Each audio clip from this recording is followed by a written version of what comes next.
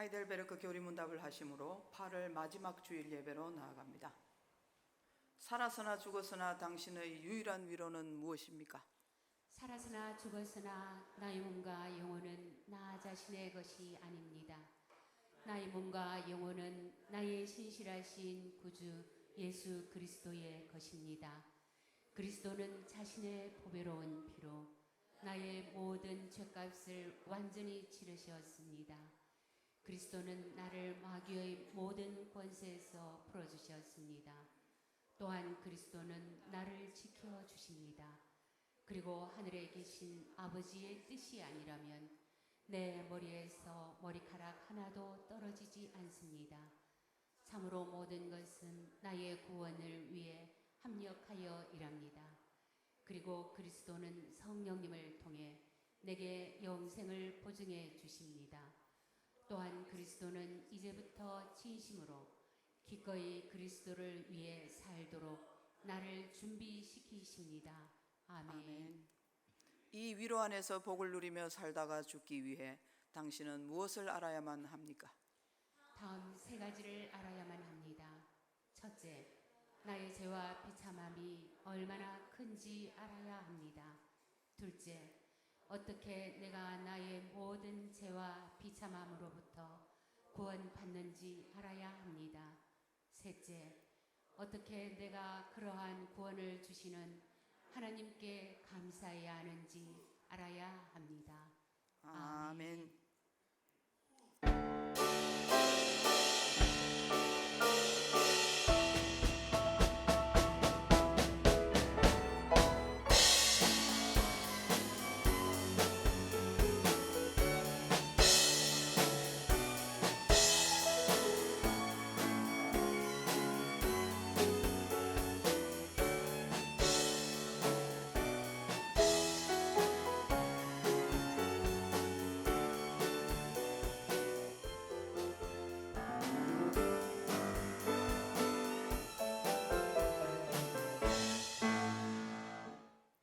너희는 여호와 우리 하나님을 높여 그의 발등상 앞에서 경배할지어다.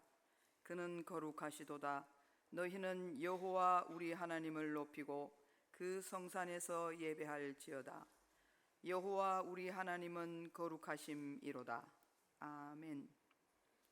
만왕의 왕이 되시는 하나님, 거룩한 주일을 맞이하여 연약하고 부족한 우리를 한자리로 불러주시고 높이 계신 하나님을 찬송하며 경배하게 하시니 감사합니다. 하나님의 집에 거하는 자들은 복이 있다고 말씀하신 대로 저희가 하나님의 집을 떠나지 않고 예배의 자리를 지킵니다. 참새와 제비도 주님의 제단에서 보금자리를 얻는다고 말씀하신 대로 저희도 성전에서 하나님께서 주시는 평안과 기쁨과 안식을 얻게 하여 주옵소서. 영과 진리로 드리는 우리의 예배를 기쁘게 받아 주옵시기를 원하오며 예수님의 이름으로 기원하옵나이다. 아멘. 찬송가 10장을 부르겠습니다.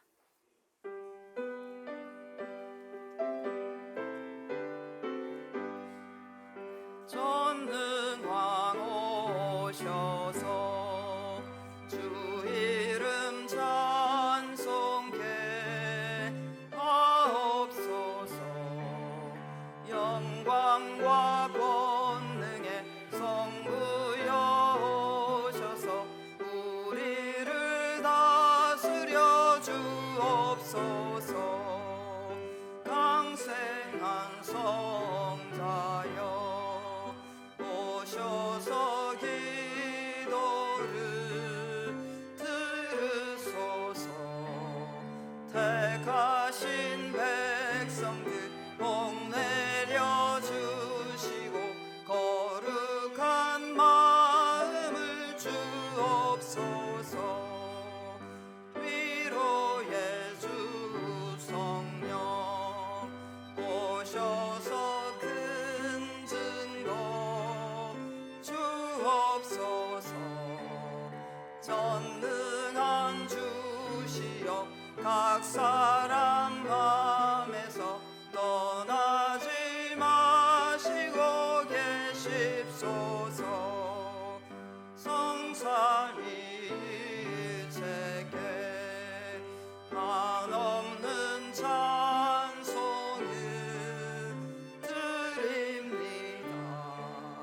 존귀한 주님을 영광 중 배웠고 영원히 모시게 하옵소서. 아멘. 성시교독은 44번입니다. 온 땅이여 여호와께 즐거운 찬송을 부를지어다. 기쁨으로 여호와를 섬기며 노래하면서 그의 앞에 나아갈지어다. 여호와가 우리 하나님이신 줄 너희는 알지어다. 그는 우리를 지으시니요 우리는 그의 것이니 그의 백성이요 그의 기르시는 양이로다. 감사함으로 그의 문에 들어가며 찬송함으로 그의 궁전에 들어가서 그에게 감사하며 그의 이름을 송축할지어다. 여호와는 선하시니 그의 인자심이 영원하고 그의 성실하심이 대대에 이르리로다. 아멘. 우리의 신앙을 고백하겠습니다. 나는 전능하신 아버지 하나님 천지의 창조주를 믿습니다. 나는 그의 유일하신 아들 우리 주 예수 그리스도를 믿습니다. 그는 성령으로 잉태되어 동정녀 마리아에게서 나시고 본디오 빌라도에게 고난을 받아 십자가에 못 박혀 죽으시고 장사된 지 사흘 만에 죽은 자 가운데서 다시 살아나셨으며 하늘에 오르시어 전능하신 아버지 하나님 우편에 앉아 계시다가 거기로부터 살아있는 자와 죽은 자를 심판하러 오십니다. 나는 성령을 믿으며 거룩한 공교회와 성도의 교제와 죄를 용서받는 것과 몸의 부활과 영생을 믿습니다. 아멘. 찬송가 84장을 부르겠습니다.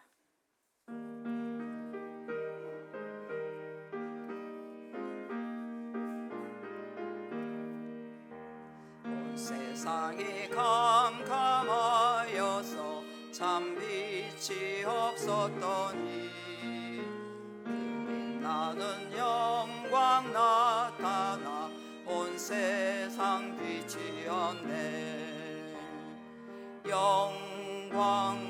영광의 주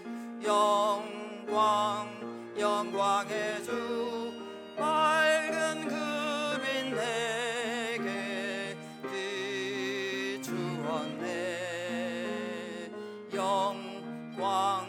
영광의 주 영광의 주 이 세상의 빛은 오직 주 예수님. 주 말씀을 믿는 사람은 그만 원하고 주 명령을 준행하는 자 그 길이 환하겠네. 영광의 주 영광의 주 밝은 그 빛 내게 비추었네. 영광의 주 영광의 주 이 세상의 빛은 오직 주 예수님. 죄 가운데 사는 사람은 그 눈이 어두워도 그 죄악을 씻는 날에는 그 눈이 밝아지네. 영광의 주 영광의 주 밝은 그 빛 내게 비추었네. 영광의 주 영광의 주 이 세상의 빛은 오직 주 예수님.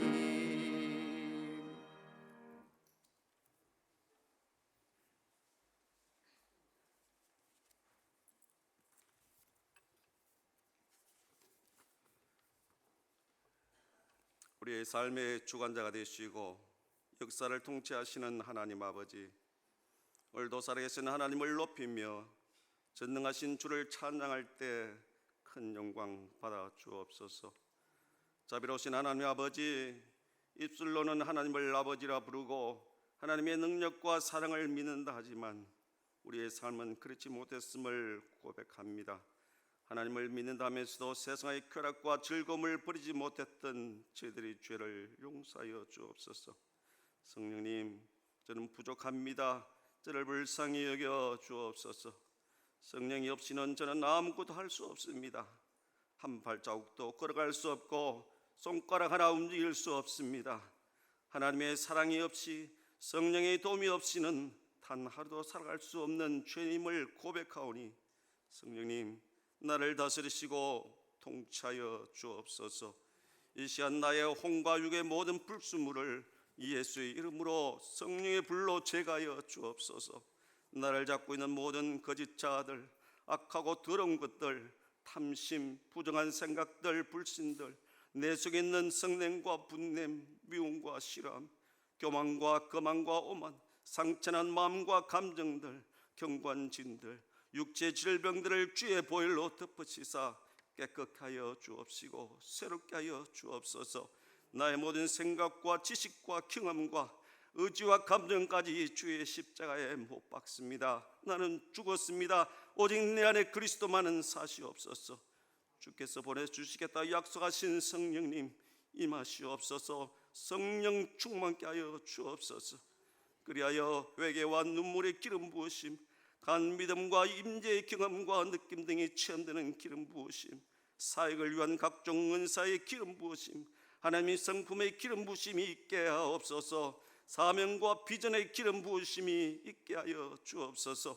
내 안에 계시는 성령님, 그 능력이 온몸으로 흘러나와 주옵소서. 아버지의 영광 나타내소서. 주님의 열을 나타내시옵소서. 성령님의 능력, 성령의 권능을 나타내시옵소서.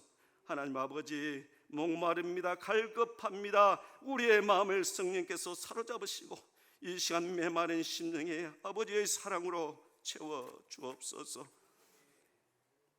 온 땅의 통치가 되시는 하나님 아버지, 이 나라가 하나님의 공의가 역사하시는 나라 되게 하여 주옵소서.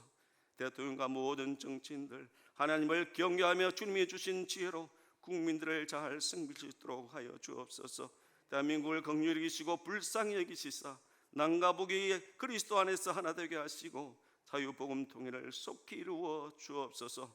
이 시간 전서 못한 목사님과 조성숙 목사님 영과 육이 강건케 하시고 말씀을 선포하는 담임 목사님에게 힘과 능력을 다하여 주옵시고 주님의 말씀을 대언할 때에 사람의 말로 하지 아니하고 성령의 능력으로 하게 하시고 오직 하나님의 진리와 성령의 말씀만이 우리의 심령 가운데 선포되게 하여 주옵소서.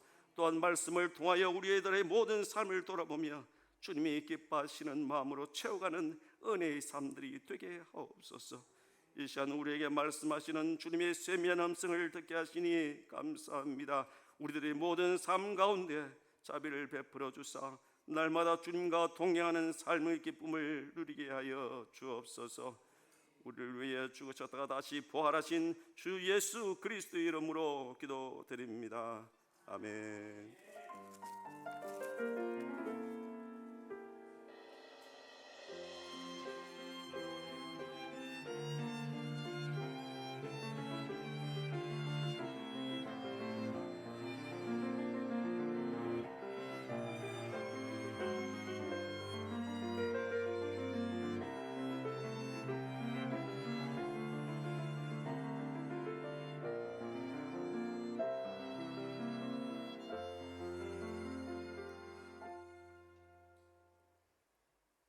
하나님께서 우리에게 주신 말씀은 요한복음 7장 1절로 9절 말씀입니다. 신약 성경 154면에 있는 요한복음 7장 1절로 9절 말씀을 한 절씩 봉독하시고 마지막 절은 합독하겠습니다. 그 후에 예수께서 갈릴리에서 다니시고 유대에서 다니려 아니하심은 유대인들이 죽이려 함이러라. 유대인의 명절인 초막절이 가까운지라. 그 형제들이 예수께 이르되 당신이 행하는 일을 제자들도 보게 여기를 떠나 유대로 가소서. 스스로 나타나기를 구하면서 묻혀서 일하는 사람이 없나니 이 일을 행하려 하거든 자신을 세상에 나타내소서 하니. 이는 그 형제들까지도 예수를 믿지 아니함이러라. 예수께서 이르시되 내 때는 아직 이르지 아니하였거니와 너희 때는 늘 준비되어 있느니라. 세상이 너희를 미워하지 아니하되 나를 미워하나니 이는 내가 세상의 일들을 악하다고 정언함이라. 너희는 명절에 올라가라. 내 때가 아직 차지 못하였으니 나는 이 명절에 아직 올라가지 아니하노라. 이 말씀을 하시고 갈릴리에 머물러 계시니라. 아멘. 주일 특송을 중고등부 합창과 합주로 드리겠습니다.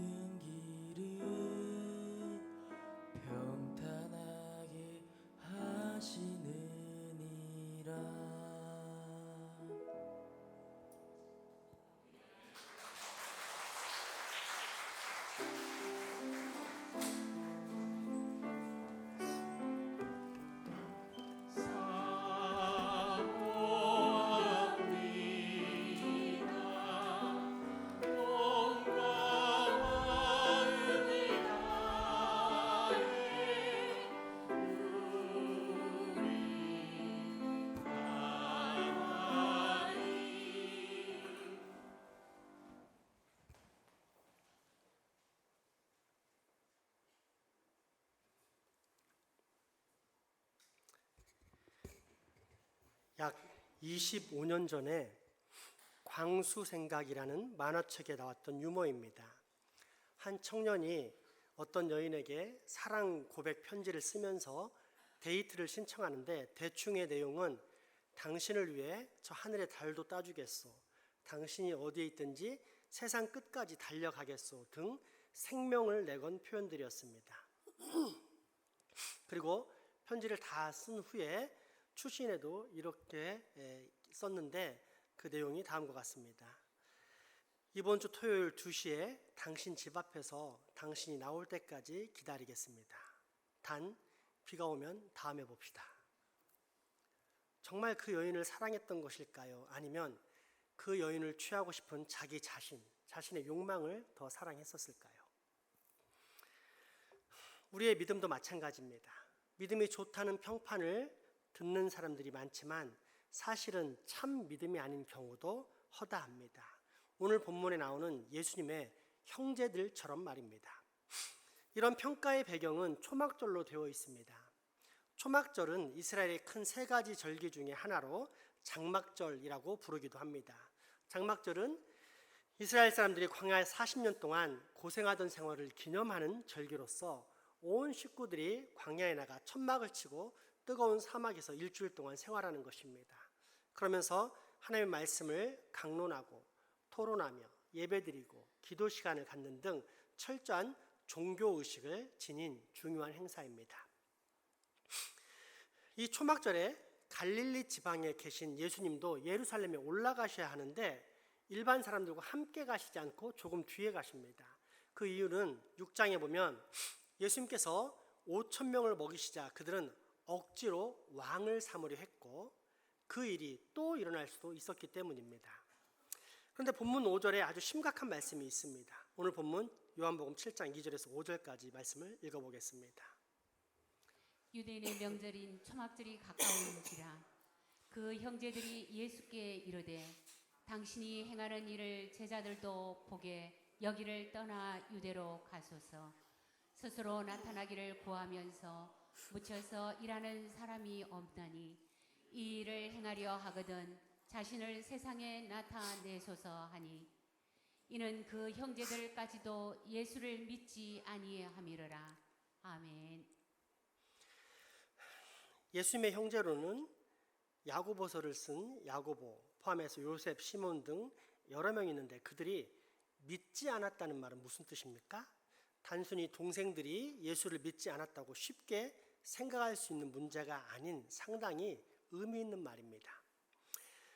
그러면 예수님을 믿는다는 것은 과연 어떤 의미일까요? 예전에 가끔 신방을 다녀보면 한 가정에서 아내는 믿고 남편은 믿지 않는 경우가 있습니다. 그 부인에게 남편에게 전도해 보셨습니까? 하고 질문하면 종종 저 사람은 비록 교회는 안 나가지만 믿는 사람보다 나아요 라고 서슴없이 말하는 경우를 봅니다. 그러면 이때 예수 믿는다는 것은 무엇을 말할까요? 아마도 비교적 거짓말을 적게 하고 가정에 충실하며 늦게 들어오지도 않고 사회적으로도 성실하고 남에게 해코지 않는 그런 정도로 생각하고 있는 것입니다. 예수를 믿는다는 의미가 무엇인지를 전혀 모르는 것입니다. 그러나 분명한 것은 예수 믿는 것과 교회 다니는 것은 똑같은 것이 아니라는 사실입니다. 교회에 나와서 열심히 기도하고 봉사하는 것과 예수 믿는 것은 다르다는 뜻입니다. 오늘 본문의 문맥을 훑어보면 예수님의 제자들도 교회의 머리이신 예수님을 따라다녔지만 그분의 뜻을 다 알지는 못했습니다. 특히 예수님의 형제들도 믿지 않았다고 사도 요한이 기록한 것은 보통 이야기가 아닙니다. 사도 요한이 이 요한복음을 기록할 당시는 대략 주 90년 내지 100년 정도입니다. 그러니까 예수님께서 부활 승천하시고 약 60년이 지난 후에 작성된 것이기 때문에 신학적으로 상당히 완성된 기록이라 할 수 있습니다. 실제로 요한이 쓴 요한 1, 2, 3서를 보면 당시 영지주의라는 이단에 대해 언급하면서 올바른 신앙과 그렇지 않은 신앙을 명확히 구분해 주고 있는 것을 볼 수 있는데 그만큼 이제는 기독론, 즉 예수 그리스도가 누구이신지에 대한 정리가 잘 되었다는 뜻입니다.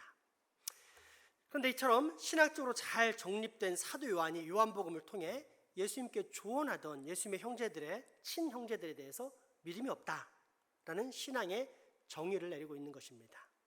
만약 오늘날에 한국 교회에 사도 요한이 나타난다면 어떻게 말했을까요? 아마 이와 똑같은 말, 곧 자기 열심과 자기 방식의 믿음은 있으나 실상은 예수를 믿지 않는다고 말씀할지도 모릅니다. 그렇다면 도대체 믿음이란 무엇입니까? 첫째, 예수님이 하나님의 아들이란 사실을 믿는 것입니다.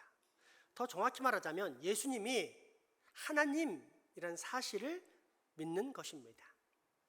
초막절이 가까워오자 12살 이상의 온 이스라엘 사람들이 예루살렘에 모여듭니다. 형제들의 생각에는 이처럼 수십만 명이 모여드는 때는 정말 좋은 기회였습니다.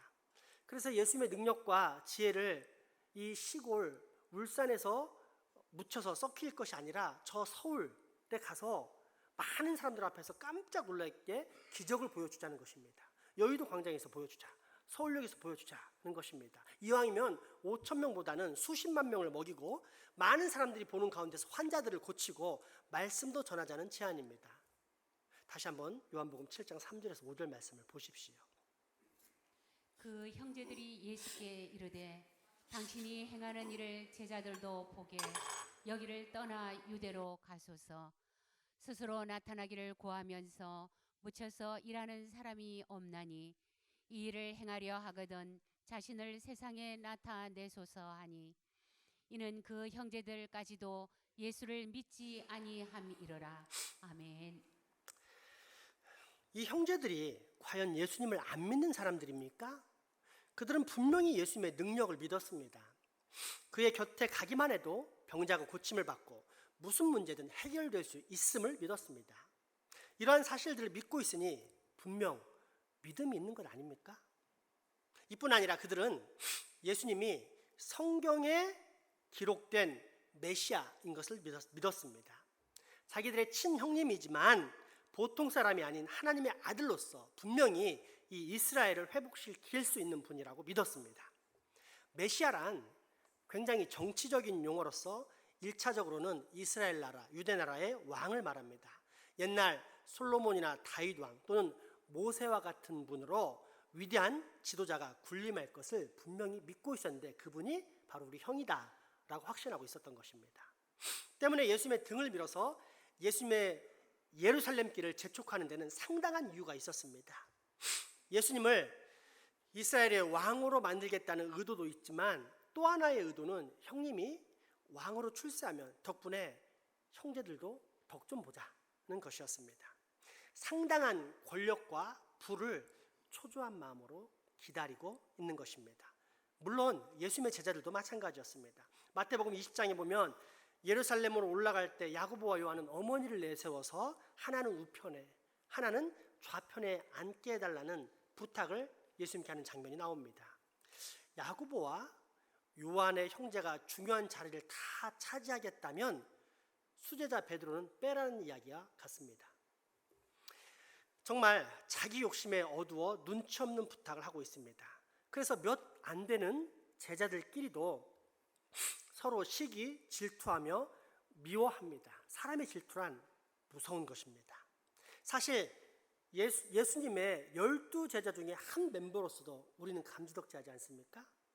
그런데 제일 윗자리까지 탐하는 것을 보면 사람의 욕심은 끝이 없는 것을 확인할 수 있습니다. 이렇게 제자들끼리 서로 자리 다툼을 하고 있을 때 예수님의 형제들은 어땠을까요? 아마 콧웃음을 쳤을 것입니다. 너희들이 암만 그래도 우리는 형제야. 예수님이 출세하면 너희들보다는 우리가 먼저야 라는 생각을 충분히 할 수 있지 않을까요? 그래서 오늘 본문에서 본 것처럼 예수님의 길을 재촉하고 있는 것입니다. 빨리 수도 예루살렘으로 올라가세요. 이렇게 초야에 묻혀 있어서는 안 됩니다 라고 등을 밀었습니다. 더 솔직히 말하자면 어서 가서 왕이 되세요. 그래서 우리들의 바람, 우리들의 욕심을 얼른 좀 채워주세요. 이런 압박을 하는 것입니다. 우리의 믿음도 현재 이와 같지 않습니까? 예수님을 믿어야 구원받는다고 하니 교회에 나왔습니다. 그런데 예수님이 하나님이란 믿음은 생기지 않습니다.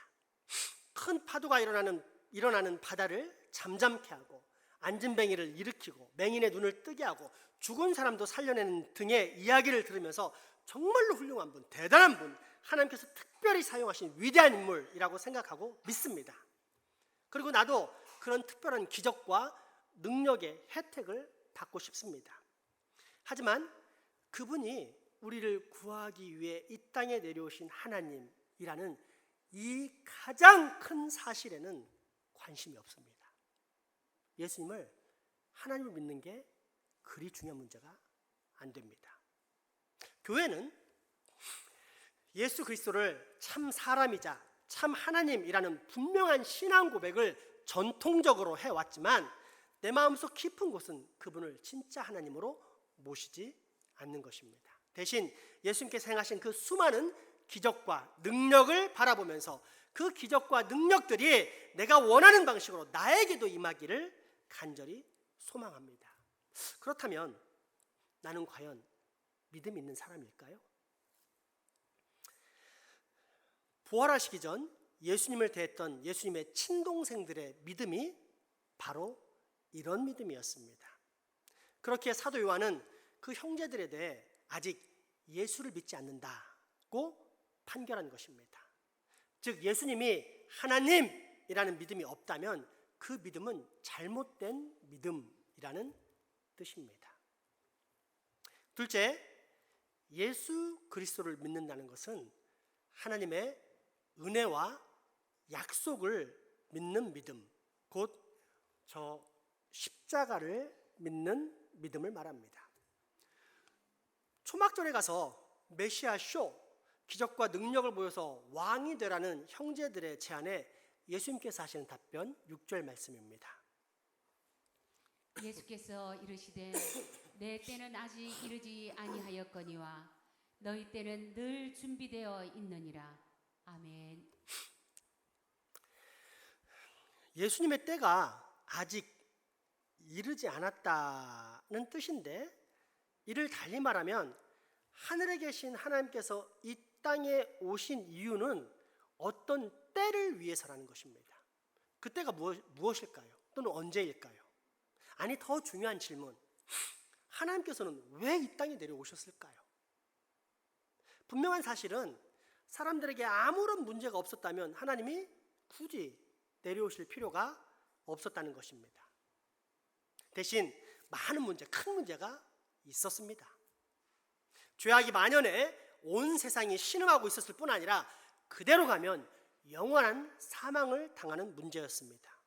당장 세상을 구하기 위한 통로로 세운 제사장 나라 이스라엘이 로마 제국의 식민지가 된 것이 이를 입증합니다. 하나님께서는 제사장 나라가 당신의 뜻을 따라 살지 않을 경우 단계적으로 3가지 심판을 받는다고 하셨는데, 첫 번째가 흉년, 두 번째가 수탈, 세 번째가 포로로 끌려감, 식민지가 되는 것입니다. 그런데 지금 이스라엘이 로마 제국의 식민지입니다. 세상에 등불인 제사장 나라마저 죄악에 물들어 신음하는 상태이니 이제 세상은 아무런 소망이 없는 것입니다. 그러나 우리 하나님은 상한 갈대도 꺾지 않으시고 꺼져가는 등불도 끄지 않으시는 자비와 긍휼이 풍성하신 사랑의 하나님이십니다. 때문에 아무런 소망이 없는 세상, 죄악 세구에서 신음하다가 영원히 죽을 수밖에 없는 사람을 살리시기 위해 이 땅에 사람의 몸을 입고 내려오십니다. 그리고 죄인들, 즉 내가 감당해야만 하는 그 모든 수치와 모욕, 처참한 죽음의 형벌을 당하십니다. 하나님께 불순종한 자는 반드시 죽음을 당한다는 하나님의 공의를 만족시키십니다.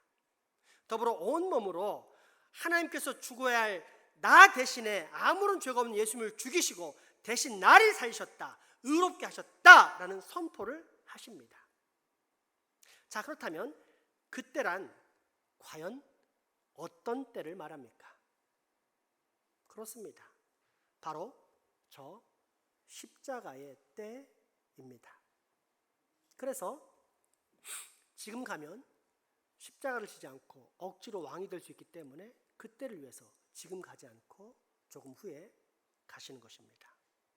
적지 않은 사람들이 부활을 기독교의 가장 큰 절기 혹은 가장 큰 의미 있는 사건으로 생각하는데 절대 그렇지 않습니다. 물론 부활은 십자가에 달리신 예수님이 단순한 사람이 아니라 하나님이시요 그분이 하신 모든 말씀과 사역이 진리였다는 사실을 입증하기에 너무너무도 중요한 사건이지만 그럼에도 불구하고 결코 가장 중요한 사건은 아닙니다.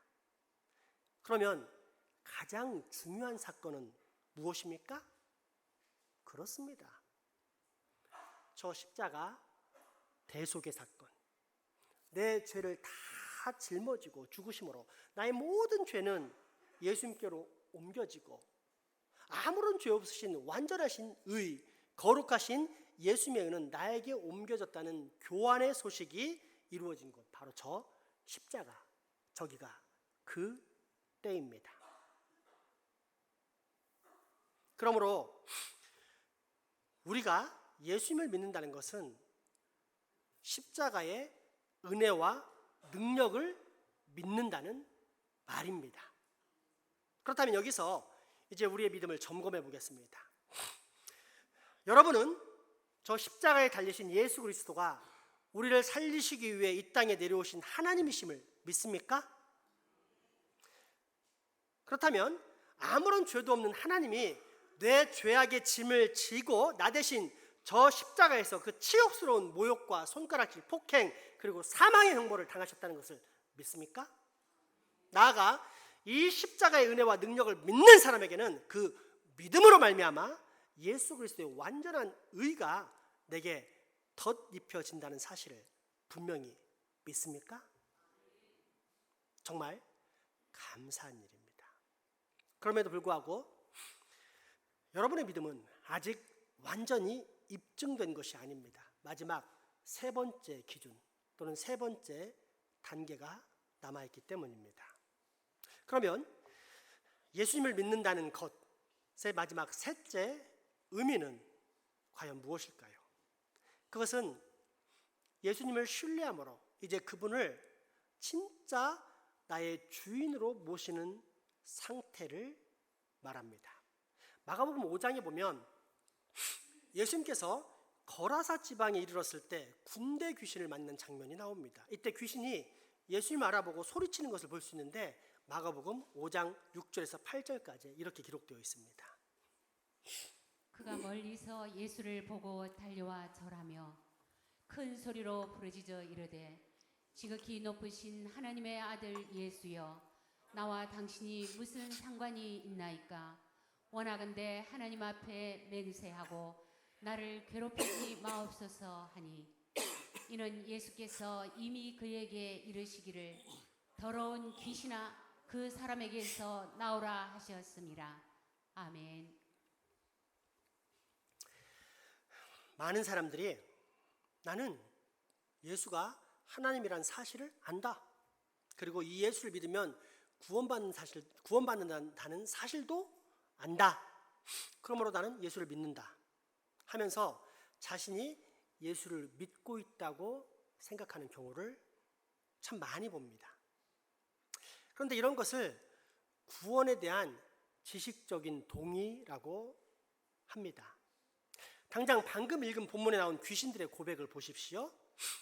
그들이 얼른 달려와 예수님께 절하며 살려달라고 사정했다는 것은 두 가지 사실을 말합니다. 첫째, 예수님을 자신들이 건드리고 조종할 수 있는 단순한 사람으로 본 것이 아닌 감히 범접할 수 없는 하나님으로 보았다는 것입니다. 둘째, 이 예수님이 자신의 생명을 좌우할 수 있는 권세와 능력을 가진 분으로 보았다는 것입니다. 그러면 귀신들에게도 믿음이 있다고 말할 수 있지 않겠습니까? 그런데 우리는 그리고 성경도 결코 귀신들이 믿음을 가졌다고 말하지 않습니다. 왜냐하면 그들은 예수님의 품 안으로 들어와 예수님을 주인으로 모시지 않았기 때문입니다. 이것을 바로 지식적 동의라고 합니다. 예수님이 하나님이라는 사실을 믿고 또한 예수님의 십자가 희생으로 죄와 의의 교환이 이루어졌다는 사실을 분명히 믿는다 하면서도 만약 내가 그분을 신뢰하면서 그분을 내 인생의 참 주인으로 받아들이는 삶을 살지 않는다면 나는 지금 결코 예수님을 믿고 있는 것이 아니라는 뜻입니다. 그리고 이 사실은 너무도 당연합니다.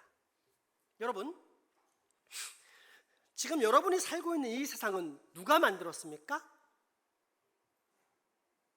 오늘 교회 오면서 여러분이 바라보고 왔던 하늘, 여러분이 걸었던 땅, 그리고 여러분이 들이마시고 내쉬었던 공기와 지금까지 여러분이 누려왔던 모든 자연 환경은 누구의 것입니까?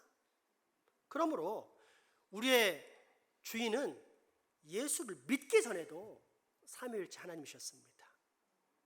그런데 이런 사실을 까맣게 잊어버렸을 뿐 아니라 하나님이 원하시는 삶과 정반대의 삶, 불순종으로 점철된 반역의 인생을 삶으로 우리는 죄의 노예요, 마귀의 지배를 받는 마귀의 종으로 살아왔습니다. 그런데 이 어마어마한 죄사슬, 그 누구도 절대 끊을 수 없는 이 죄사슬을 예수 그리스도께서 저 십자가에서 당신의 보혈, 그 뜨거운 피를 흘려주심으로 우리의 모든 죄사슬을 다 녹여서 끊어 주셨습니다. 우리를 자유케 하셨습니다. 우리에게 새로운 생명을 주셨습니다. 자, 그러면 이제부터 우리의 주인은 누가 됩니까? 예수 그리스도.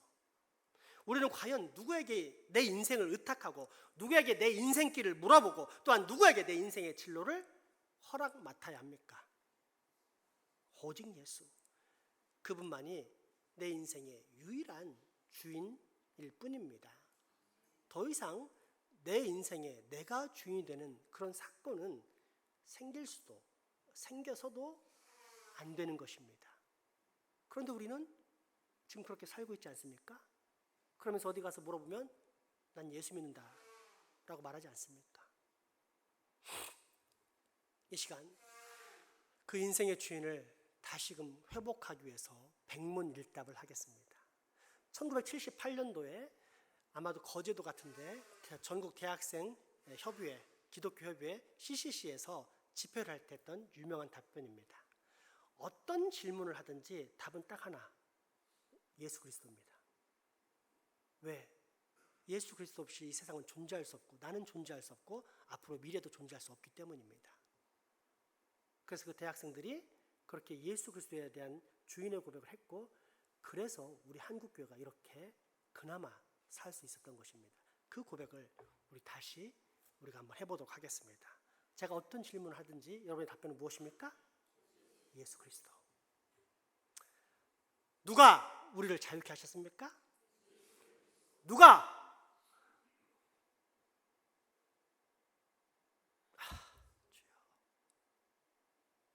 누가 우리를 그 죄사슬에서 끊어주셨습니까? 누가 우리에게 새로운 생명을 주셨습니까? 누가 우리의 주인이 됩니까?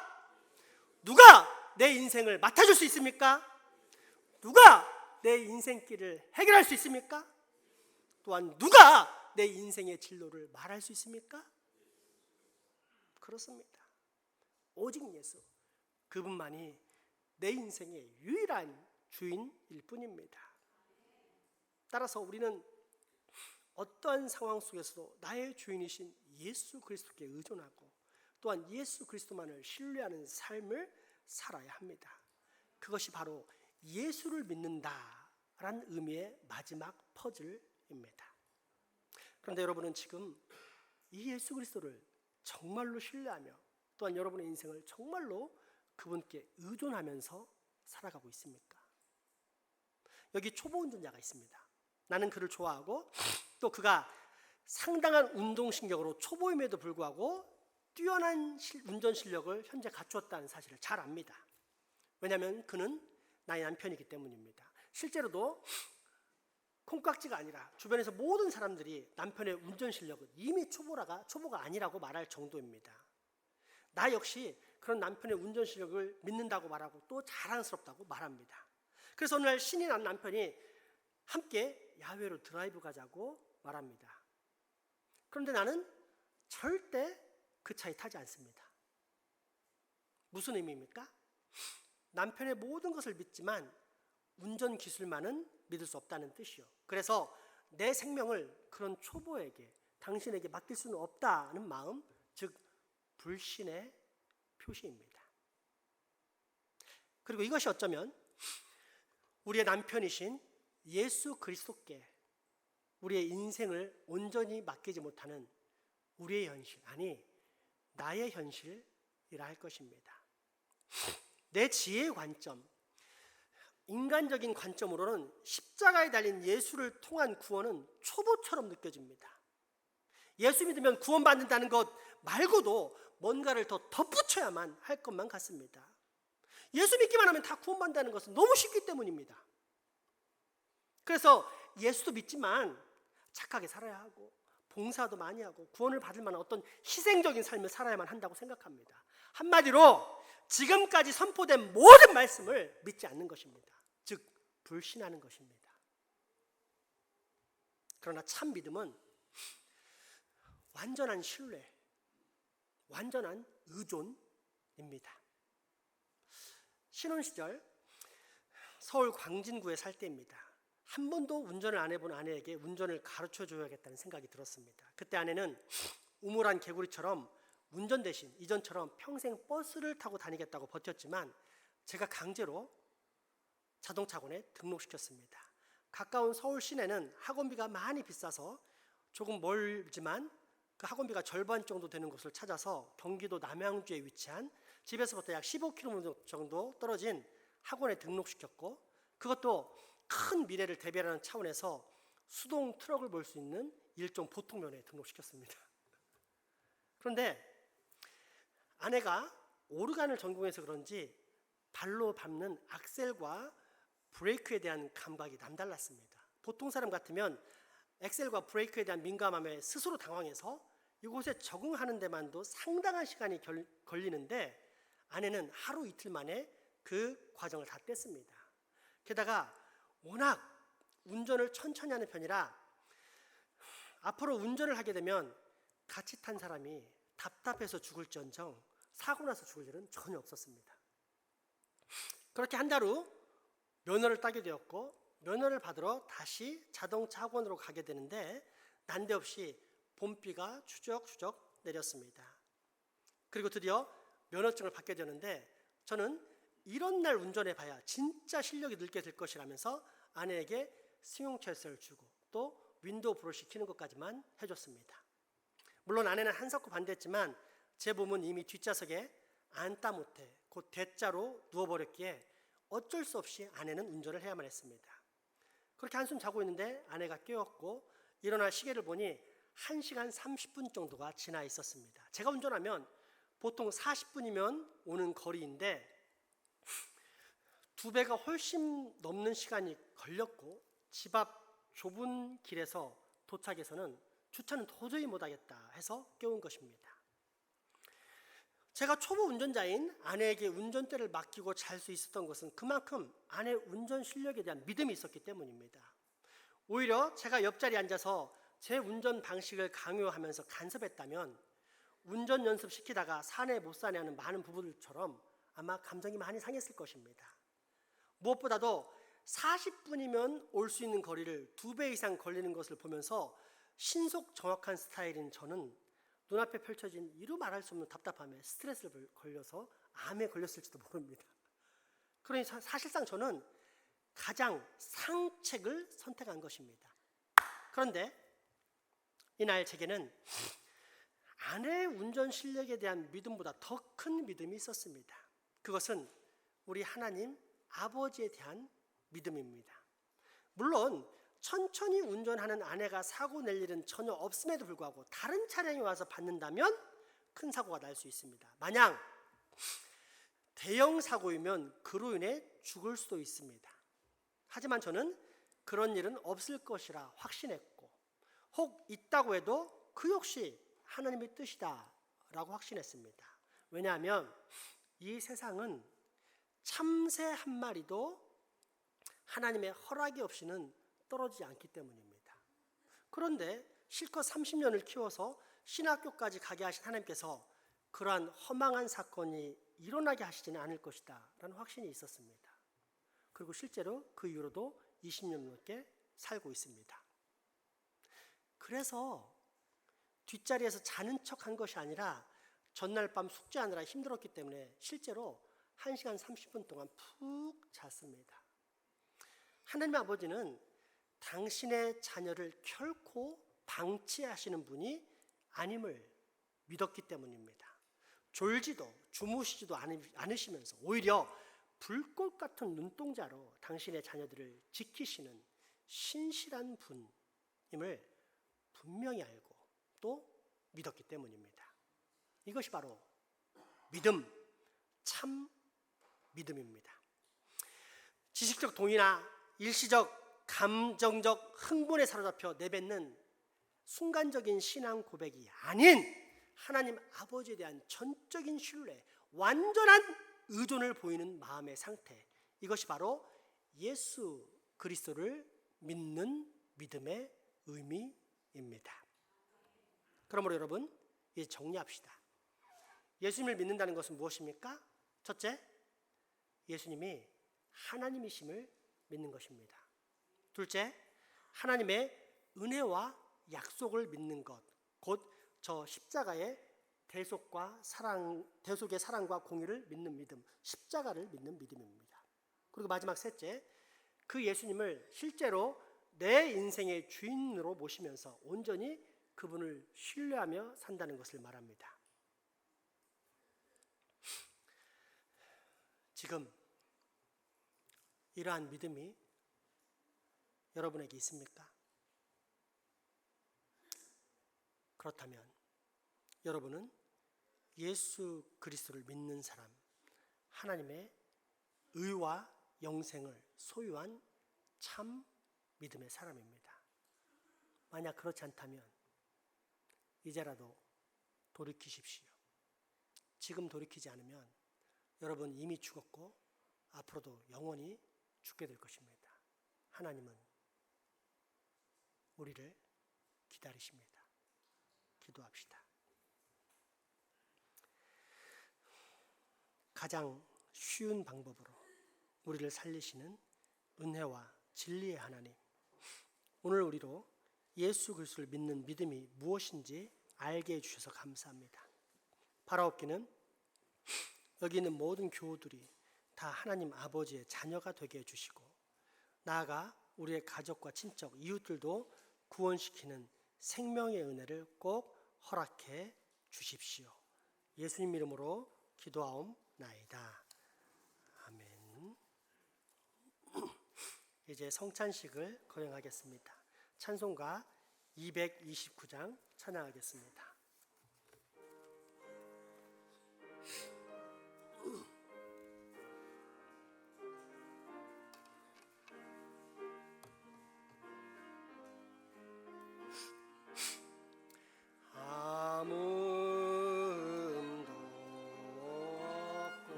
거룩하신 주 하나님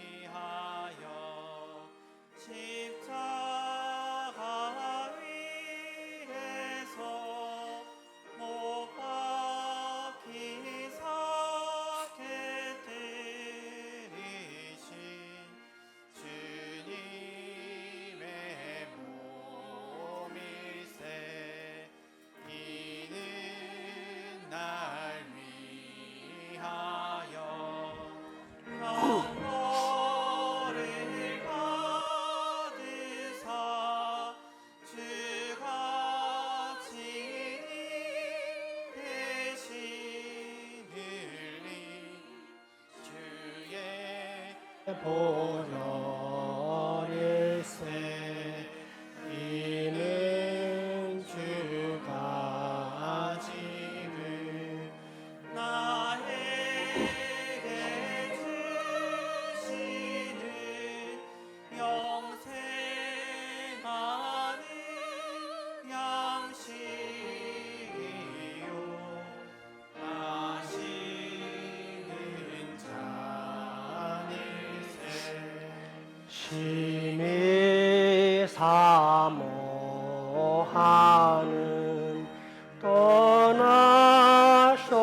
떠나셨던 주님 속히 세상 다시 올 때 반가이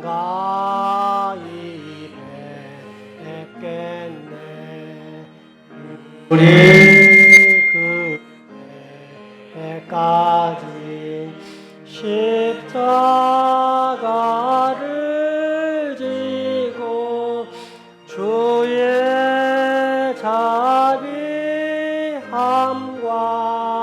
은혜 널리 전파하세. 기도합시다. 거룩하신 하나님, 간절한 마음으로 간구하오니 성령님으로 거룩하게 하시어 이 성찬을 받는 하나님의 백성들이 성자 예수 그리스도의 몸과 피에 참여하게 하소서. 이 거룩한 몸을 받는 하나님의 사람들을 성령님으로 하나 되게 하시고 거룩한 보혈에 참여한 사람들이 한마음 되어 주님의 나라를 세워가게 하소서. 예수님의 이름으로 기도하옵나이다. 아멘.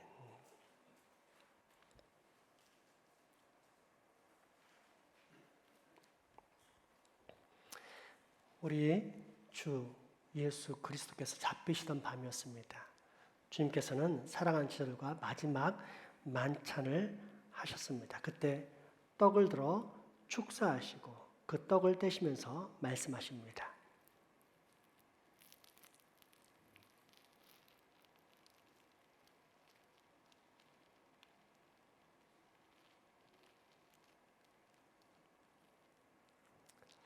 이것은 너희를 위하여 상하고 찢긴 내 몸이다.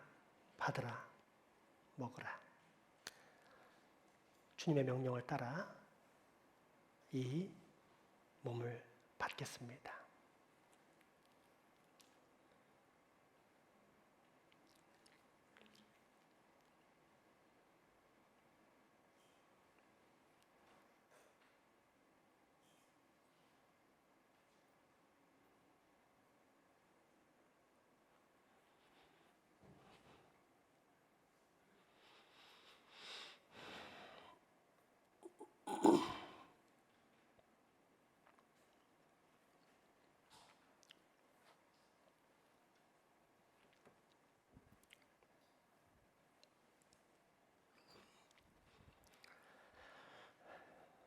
주님은 식후에 잔을 들어 높이 축사하셨습니다. 그리고 그 잔을 따르십니다.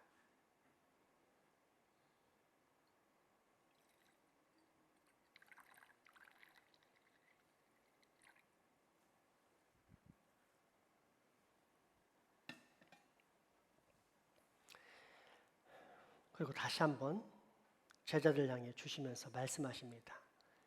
이것은 너희를 위하여 흘리는 내 피다.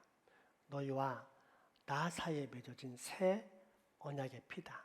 받으라, 마시라. 이제 주님 말씀대로 이 피, 예수 그리스도의 보혈을 우리가 받겠습니다.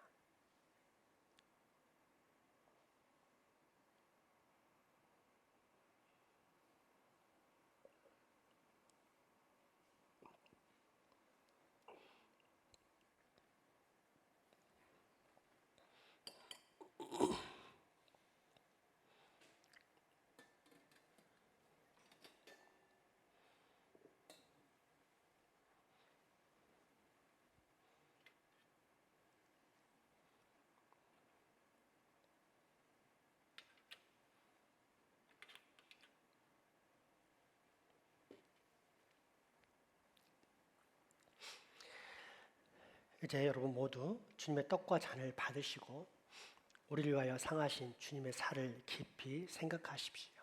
그리고 우리 위하여 한 방울도 남김없이 흘려주신 우리 주님의 보혈을 깊이 묵상하십시오. 그리고 진심으로 드리는 감사와 함께 드시기 바랍니다.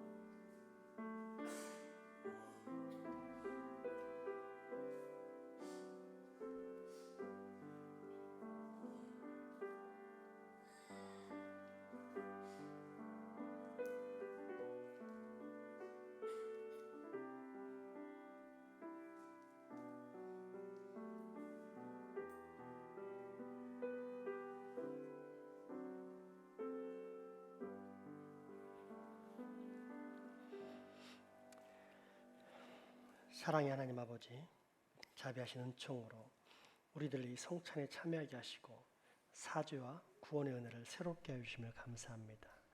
우리도 주님의 동일한 지체임을 확인하게 하시니 감사합니다. 서로가 사랑하고 하나가 되는 길을 걷게 하시니 감사합니다. 오늘 이후로는 우리 주 예수 그리스도의 살과 피가 우리의 마음과 육체를 더욱 강하게 지배하게 하옵소서. 우리로 복음에 합당한 자가 되게 하옵소서. 우리로 이 땅에 화평을 심는 자가 되게 하옵소서.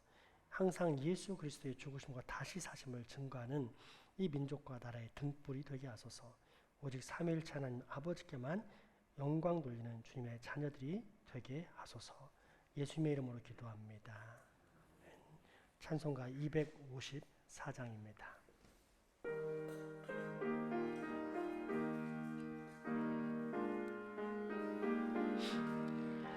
내 주의 보혈은 정하고 정하다. 내 죄를 정케 하신 주 나오라 하신다. 내가 주께로 지금 가오니 십자가의 보혈로 날 씻어 주소서. 약하고 주의로 주께로 나가며 힘주시고 내 주함을 씻어 주시네. 내가 주께로 지금 가오니 십자가의 보혈로 날 씻어 주소서.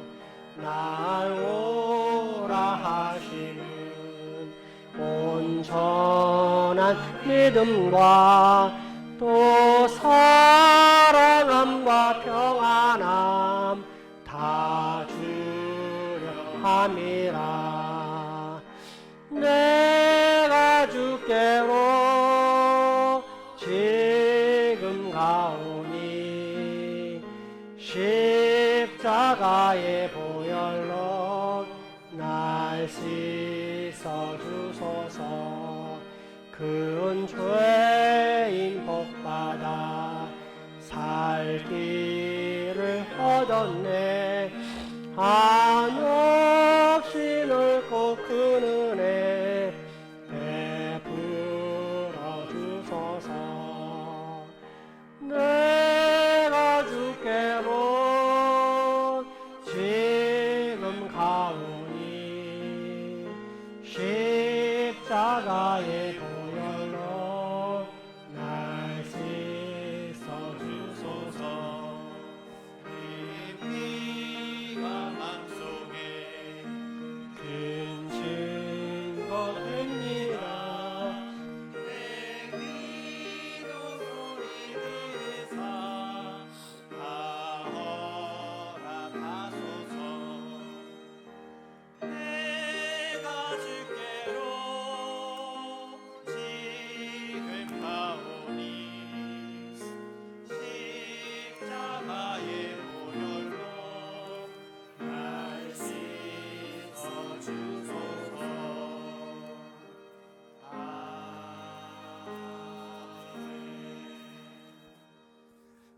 헌금하시겠습니다.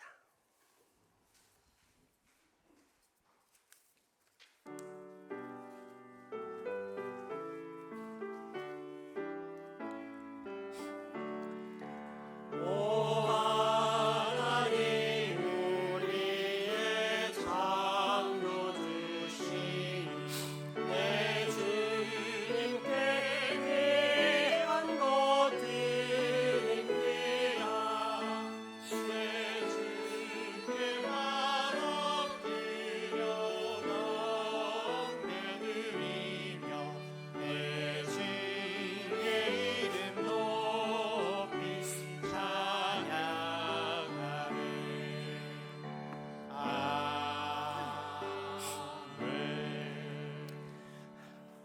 온 세상을 아름답게 창조하시고 우리에게 잘 다스리고 지키라 하신 하나님 아버지, 하나님의 섭리에 감사드립니다.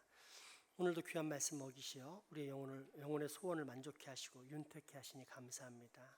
그럼에도 불구하고 간과 없는 것은 우리에게 구령의 열정을 주사 이 생명의 말씀을 혼자만 받아먹는 것이 아니라 죽어가는 이웃들에게도 꼭 나눌 수 있게 하여 주옵소서.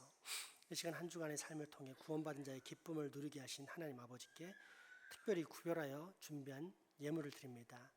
우리의 중심을 살피시는 주님, 우리의 모든 정성과 헌신을 드리오니 받으시고 흠양하시옵소서. 나아가 이 모든 예물들이 하나님의 나라와 의를 위해 사용되게 하시고 또 사용되는 곳곳마다 하나님의 영광이 꼭 나타나게 하여 주옵소서. 바쳐진 손길들도 기억하사 그들 모두가 각자의 삶터에서 생명력 있는 교회가 되게 하옵소서. 무엇보다 이 땅을 살아가면서 꼭 필요한 것이 물질이오니 그 물질에 곤핍하지 않을 수 있도록 하시며 그럼에도 불구하고 결코 물질에 대한 청지기적 사명을 망각하지 않게 하사 물질에 정복당하는 자가 아닌 물질을 정복하는 자로 사는 복을 꼭 누리게 하여 주옵소서. 우리의 가족이지만 병환으로 예배 함께하지 못하는 소중한 환우들과 더불어 직장, 사업, 유학, 국방의 무등으로 타재회나 수고한 우리 교우들에게도 동일한 은혜와 감사가 목 허락하여 주옵소서. 그래서 그 영혼에 늘 기도와 감사, 믿음과 소망, 사랑의 인내가 넘치게 하시고 어디를 가든지 하나님의 예비하신 사람과 환경을 만나는 복, 또 무엇을 하든지 잘되고 형통하는 모든 사람들에게 존경받는, 인정받는 그런 복을 얻게 하여 주옵소서. 우리가 맡은 이 지역사회에 늘 기도할 때 하나님, 이 지역, 장생포 지역 불쌍히 여기시고 이 지역을 위해서 우리를 이곳에 교회로 세우셨사오니 우리 장생포 교회를 통해서 이 지역사회에 택함받은 하나님의 모든 백성은 하루속히 구원받아 우리와 함께 예배하며 하나님을 찬양한 날이 꼭 빨리 올 수 있게 하여 주시옵소서. 예수 이름으로 기도합니다. 교회 소식 전해드립니다. 오늘 필리피팀 선교회의가 오후 3시 30분 2층 제자의방에서 있습니다. 주방팀 단합대회는 오후 4시 30분 1층 로비에서 있습니다. 월상 예배는 돌아오는 금요일 새벽 5시 30분에 있습니다. 전도용 물티슈를 지금 제공하고 있는데 1층 로비 커피 자판기 앞에서 마음껏 가져가셔서 전도하는 데 사용하시기 바랍니다. 우리 청년부가 수련회를 하는 데 있어서 기도해 주시고 후원해 주신 것에 대한 감사로 떡을 오늘 섬기게 되었습니다. 맛있게 드시기 바랍니다. 그리고 오늘 청년부가 수련회 잘 마쳤다고 영상을 준비했습니다. 함께 시청하면서 감사했으면 좋겠습니다.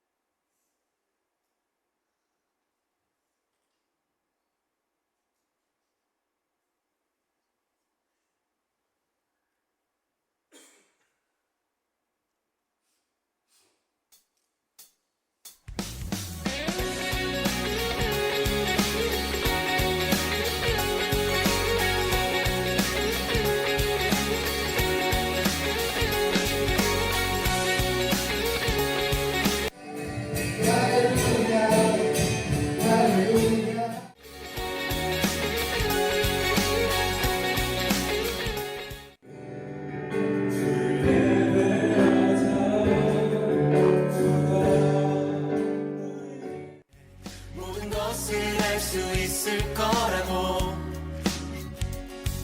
자신감으로 가득 설레는 마음만으로 넘어지고 일어나기도 해. 오랜 시간 서서히 차오르는 리듬은 그 걸음을 재촉하지 않고 이전과 다른 삶의 무게로 한 발 한 발 힘을 주며 걸어가게 하는 신비가 있네. 함께 오늘 수많은 문제와 고통이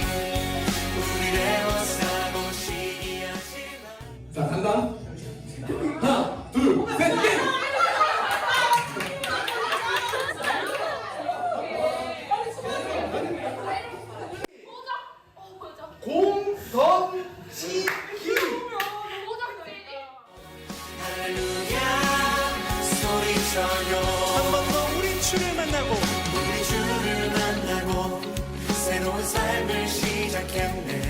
모든 것을 알 수 있을 거라고 자신감으로 가득 설레는 마음만으로 넘어지고 일어나기도 해.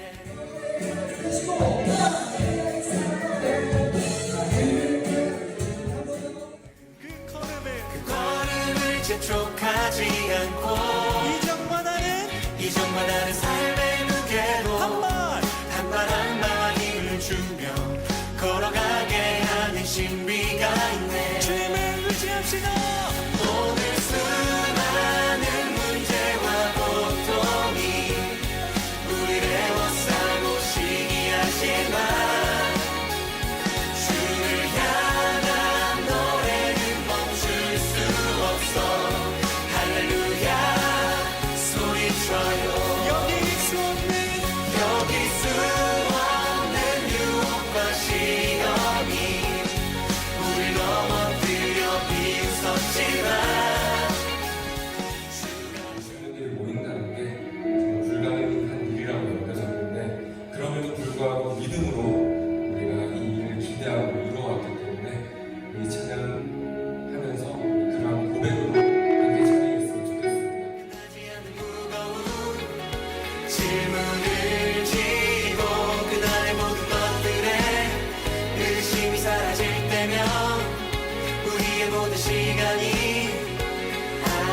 그들을 향해서 그가 오시는 날까지 그가 부르시는 데까지 끝나지 않는 무거운 질문을 지고 그날의 모든 것들에 의심이 사라질 때면 변하지 않는 사랑의 후회.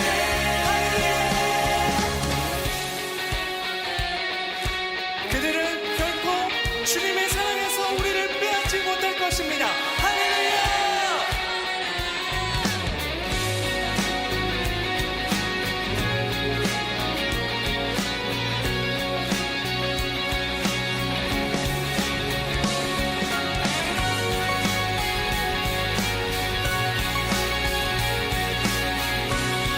한번 더 선포합시다. 오늘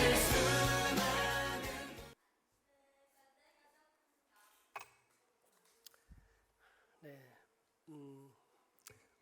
연합이라는 것은 두 사람 이상이 모이는 건데, 우리 크리스찬의 연합은 하나님을 아는 지식 가운데 모여야 제대로 된 연합입니다. 그래서 연합에 대한 우려를 제가 많이 하고 있었는데, 우리 교회 청년들이 워낙 기초가 잘 다져졌고, 그래서 연합을 했을 때도 그냥 세속적으로 흔들리는 연합이 아니라 정말로 말씀 안에서 온전한 연합을 이뤘고, 또 새로운 교회 청년들에게 좋은 복음의 영향력을 행사했었습니다. 그래서 정말 기쁘고 감사했는데, 이런 어떤 모든 사건들이 우연히 이루어진 것이 아니라 우리 성도님들의 기도와 후원 그리고 봉사, 이런 것들이 하나가 됐기 때문에 이루어진 줄 압니다. 우리 교회가 전부 다 잘했습니다. 그래서 이 시간 다 같이 서로 잘했다, 너 때문에 우리가 행복했다라고 서로 박수 쳐주는 시간 갖도록 하겠습니다.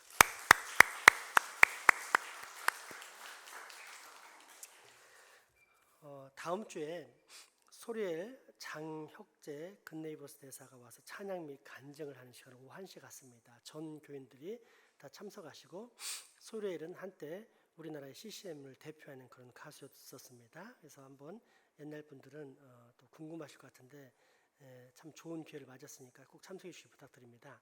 마리아가 추석 전에 바자회를 할 예정이에요. 그래서 바자회 물품을 지금 기증받기를 원하고 있는데, 집안에 보면 나는 안 쓰지만 쓸 수 있는 옷이라든지 뭐 생활용품 많이 있을 것입니다. 근데 그런 것들을 교회 로비 또는 교회 식당 안쪽으로 가져다 주시면 감사하겠습니다. 그래서 우리가 이번에 또 바자회를 정말 유익하고 즐겁게 했으면 합니다. 또 우리 교우동족을 보면 김나연 집사님이 눈이 지금 안 좋아서 수술을 해야 됩니다. 망막 전막증 수술이라고 하는데, 서울 아산병원까지 올라가서 할 정도로 좀 정교한 그런 치료가 필요한 것 같습니다. 우리 위해서 기도해 주시고 또 격려해 주시고 위로해 주시면 감사하겠습니다. 우리 또 조성수 목사님이 반년간의 큰 수고를 잠시 쉬는 시간을 갖고 충전을 가는데 많이 기도해 주시고 위로 격려해 주시면 감사하겠습니다. 우리 마지막 찬양 드리겠습니다.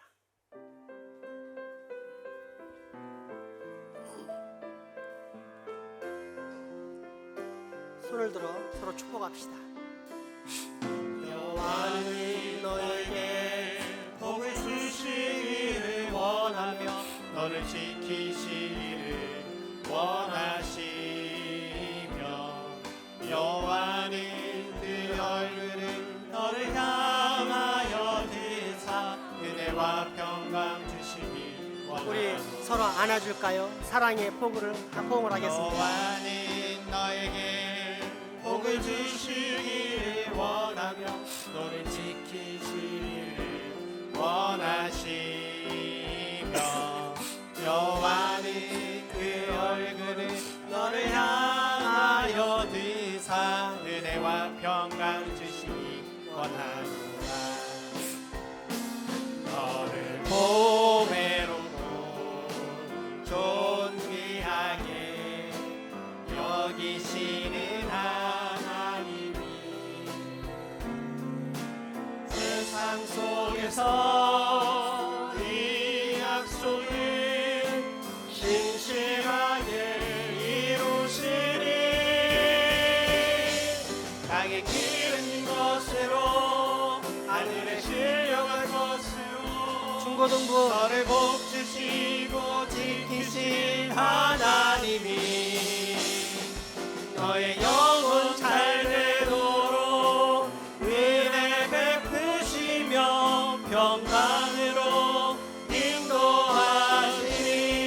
인도하시니 땅에 기름진 것으로 하늘에 신령한 것으로 너를 복주시고 지키신 하나님이 너의 영혼 잘 되도록 은혜 베푸시며 평강으로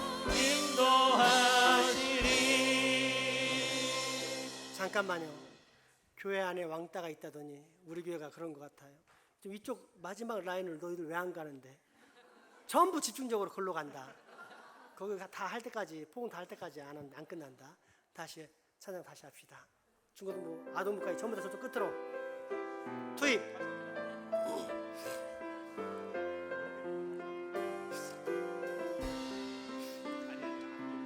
여호와는 너에게 복을 주시기를 원하며 너를 지키시기를 원하시며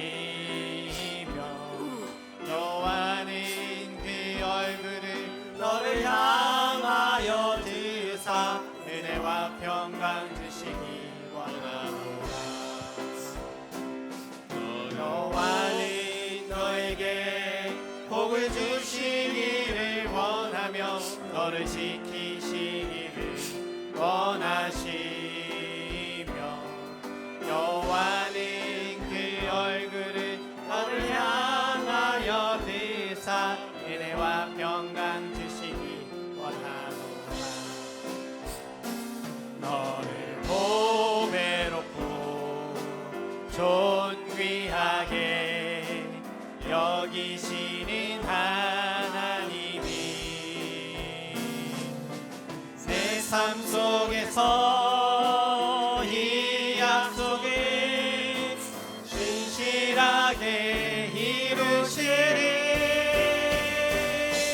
땅에 기름진 것으로 하늘에 신령한 것으로 너를 복주시고 지키신 하나님이 너의 영혼 잘 되도록 은혜 베푸시며 평강으로 하늘에 땅에 인도하시니 기름진 것으로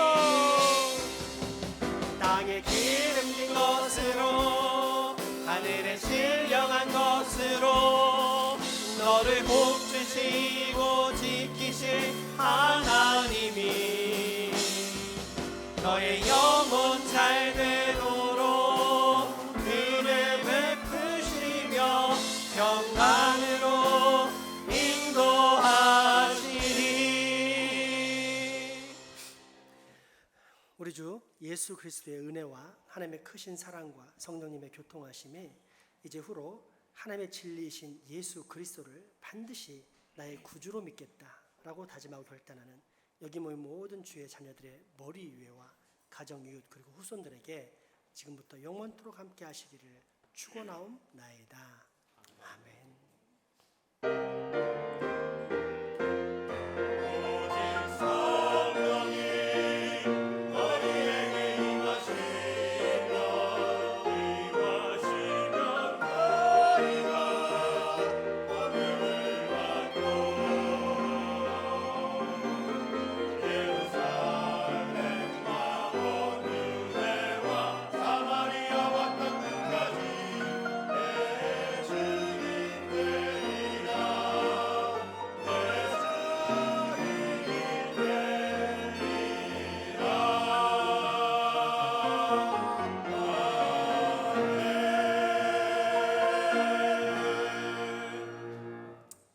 사랑과 축복의 교제 나누시겠습니다.